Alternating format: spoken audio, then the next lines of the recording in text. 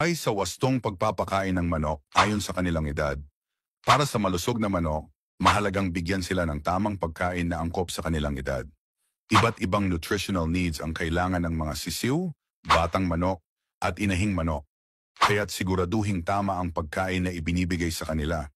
Sa mga bagong pisa na sisiw, bigyan sila ng starter feed na mayaman sa protina, 18 hanggang 20% upang mabilis silang lumaki at lumakas.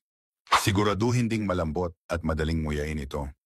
Kapag nasa 6 hanggang 20 linggo na sila, palitan ang starter feed ng grower feed na may tamang balanseng protina, 16 hanggang 18%. Sa panahong ito, nagsisimula ng tumibay ang kanilang katawan, kaya't kailangan ng sapat na nutrisyon. Sa mga inahing manok na nagsisimula ng mangitlog, bigyan ng layer feed na mataas sa calcium para sa matibay na itlog at malusog na pangangatawan.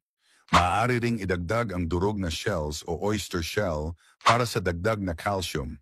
Iwasan ang pagbibigay ng tirang pagkain na maaaring panis o kontaminado.